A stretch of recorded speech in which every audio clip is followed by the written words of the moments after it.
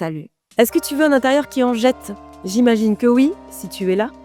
Alors, suis bien cette vidéo jusqu'au bout et je vais te montrer les 8 erreurs déco les plus courantes. Allez, c'est parti. Hello, moi c'est Amandine et à travers ces vidéos, je vais te montrer comment rénover une maison par toi-même et surtout éviter les pièges dans lesquels moi-même je suis tombée, mais surtout économiser un max d'argent.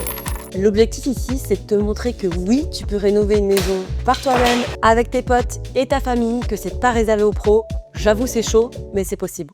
Et c'est là que Velux a décidé de m'accompagner sur le projet et me lancer le défi de rénover cette maison de 150 mètres carrés en 6 mois pour un budget de 40 000 € avec l'aide de leurs partenaires. Si toi aussi tu veux éviter les mauvaises surprises et connaître tous les meilleurs tips de chantier, tu likes, tu commentes, abonne-toi.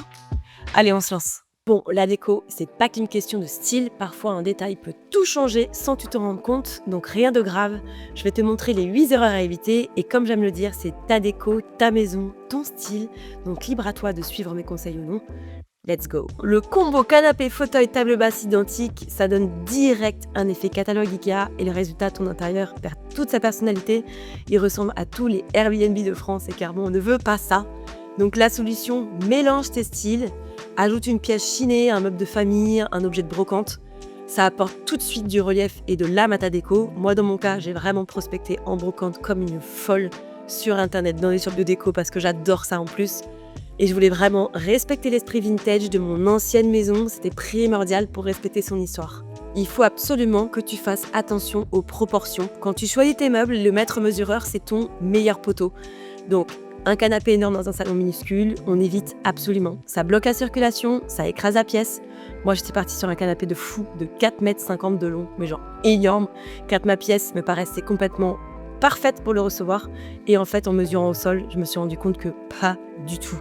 Donc, petite astuce de pro, tu traces la taille de ton futur meuble au sol avec du scotch ou ce que tu veux. Avant de l'acheter, tu verras tout de suite si ça passe ou si c'est trop. D'ailleurs, le gros canapé d'angle des années 2000, c'est terminado. On a vu et revu.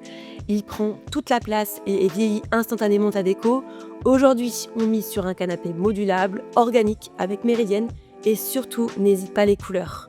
Résultat, plus moderne, plus vivant et surtout plus flexible car tu peux changer la disposition selon les saisons et les envies. Et ça, c'est vachement cool. Regarde, dans mon salon, moi j'ai ramené un canapé design modulable de mon ancien appartement et j'ai rajouté 2 fauteuils The Massy pour donner du cachet et compléter l'esprit salon cosy. Et vu que j'ai une pièce super grande et ouverte, c'était vraiment important d'avoir une cohérence sur tout l'étage. Et aussi, j'ai fait quand même en sorte que ce soit harmonieux avec mes poutres en bois apparentes parce que ça, j'ai découvert en cassant. What? Mais je découvre en même temps que vous, c'est dingue! Putain, on va pouvoir en faire quelque chose, trop bien! Et clairement, c'était une méga surprise dans cette acquisition, un bonheur. Erreur classico-classique, celle-là, ça c'est dur. La petite déco. Tu rentres de chez Action ou Maison du Monde, les bras chargés de 15 bibelots et le résultat, ton meuble télé ressemble à une brocante et ton œil ne sait plus du tout regarder. À la place, du coup, je te conseille de miser sur un bel objet, une lampe design, un grand vase, une sculpture, ça attire le regard et ça donne de la classe à ton intérieur. Si vraiment tu peux pas t'en passer comme moi, je te conseille du coup de tout miser sur un endroit précis. Moi par exemple, j'ai tout mis sur la niche que j'ai dans mon salon. C'est mon petit péché mignon, mais sans gâcher la déco et purée de ta maison. Bon là, on arrive sur une erreur quand même qui me tient à cœur. Home Sweet Home, Summer Vibe et les affiches Bouddha. S'il vous plaît, c'est fini, c'est terminé. On va faire beaucoup mieux que ça, beaucoup plus chaleureux. On les a vus 1000 fois. Le résultat, c'est que les appartements ressemblent à des Airbnb impersonnels. Préfère une photo qui te rappelle un souvenir, une toile que tu as peinte toi-même, même si c'est pas parfait, c'est pas grave, ou une affiche d'artiste indépendant.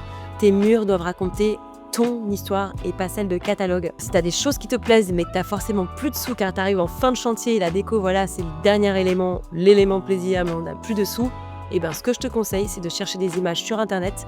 Tu les télécharges en HD et tu trouves un site d'impression en ligne qui te permet d'avoir un rendu photo, toile ou affiche nickel.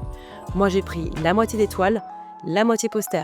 Tu reçois tout chez toi direct et t'as plus qu'à les encadrer. Pour les cadres, tu peux vraiment trouver des prix compétitifs en ligne et tous les formats, donc ça c'est trop cool. Mais si tu es pressé et que tu as envie de les encadrer direct et de déposer direct, tu vas chez notre meilleure amie Laura Merloche ou Casto et tu trouveras ton bonheur et ça va faire un truc nickel direct. 6e conseil et pas des moindres, tu penses à ta literie parce que oui, on grandit, c'est un fait et ça fait plaisir.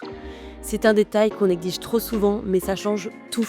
Ton confort, ton sommeil et même l'ambiance de ta chambre. Il y a des draps dans lesquels on s'attarde et d'autres qu'on oublie. C'est pour ça que j'ai choisi le Jacquard Français. C'est une maison française installée dans les Vosges qui tisse depuis 1888. Et vraiment, ce que j'aime chez eux, ce qui fait vraiment la différence, c'est la qualité du tissu, la façon de capter la lumière. Et rien qu'au toucher, je peux les reconnaître parmi 1000 les yeux fermés. Ce sont des draps qui sont faits pour durer, qui traversent le temps. Côté déco, la petite astuce, c'est d'accorder ton linge au mur. Par exemple, moi je choisis une palette monochrome vert foncé ton sur ton et j'ajoute des textiles lumineux pour ajouter des contrastes. Mais si tu as envie d'une ambiance plus cool, apaisante, un mur foncé avec un linge plus clair, ça apporte aussi une très belle ambiance chaleureuse. Bref, tu l'auras compris, le linge de lit, c'est à la fois déco et bien-être. Donc on n'oublie pas de faire son lit tous les matins parce que c'est bon pour le moral et je te jure que c'est prouvé.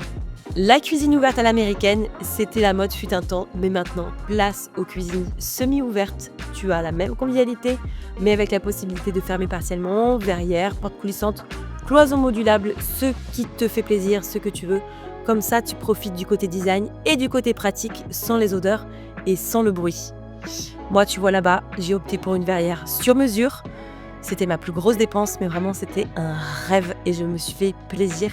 Tu peux check ma vidéo si tu veux spéciale cuisine où je t'explique tout. Et évidemment, si tu as un budget limité, tu peux en trouver de toutes prêtes à poser. Pour le style, je voulais vraiment une vraie harmonie avec le reste de la maison. J'ai mis mon électroménager Smeg crème qui rappelle le côté vintage. J'avais peur que ça fasse gadget, mais depuis que je m'en sers au quotidien, franchement, c'est à la fois beau, robuste, performant. Je suis fan. J'ai associé la gamme à du bois foncé pour les meubles, au parquet au chevron au sol et avec des petites étagères chinées. La crédence verte, les objets vintage et le mélange de matériaux donnent vraiment cette impression d'être dans une cuisine intemporelle, chaleureuse et pratique à la fois. Erreur 8! Suivre toutes les tendances sans recul. Alors cette erreur, je crois qu'on y est vraiment tous passés. Les tendances, c'est un cercle vicieux, on n'y comprend rien. Un jour, t'es minimaliste, demain, t'es années 70, après-demain, t'es maximaliste, et puis elles repartent, et puis elles reviennent. Bref, c'est le bordel. Donc ça peut vite donner un intérieur qui ne raconte plus rien, mais n'oublie pas que c'est chez toi et que tu fais ce que tu veux. Moi, j'ai voulu faire autrement, j'ai choisi une bande intemporelle, et autour, j'ai mixé des pièces chinées en brocante, des objets de récup et des accessoires neufs, mais choisis avec soin, très important. L'idée, c'est de trouver un équilibre pour que chaque élément ait sa place, que tout soit harmonieux et que chaque objet participe à créer une atmosphère vivante et chaleureuse. Ça complète l'univers, tu fonces, sinon franchement, je te conseille de laisser passer, à moins que tu sois un bricoleur aguerri et que ça ne te dérange pas de refaire ta salle de bain ou ta déco ou ta cuisine tous les 5 ans. Bon, voilà, on arrive à la fin de cet épisode sur 8 erreurs déco qu'on peut tous faire et surtout comment les éviter pour créer un intérieur qui nous ressemble vraiment. Donc évidemment, il y en a encore tant d'autres. Donc écris-moi en commentaire si toi aussi tu as des astuces dont je n'ai pas parlé ou ce qui t'a vraiment le plus inspiré pour ton intérieur. Ce que je veux te dire et qui est vraiment très important, c'est que la déco, c'est ton terrain de jeu, qu'il n'y a pas de bonne ou de mauvaise façon de faire tant que ça raconte ton histoire et que tu t'y sens bien. Amuse-toi avec la déco et à bientôt sur le chantier. I live coming since a mile away, but got away with Jizzy bitches, bitches that take your smile away.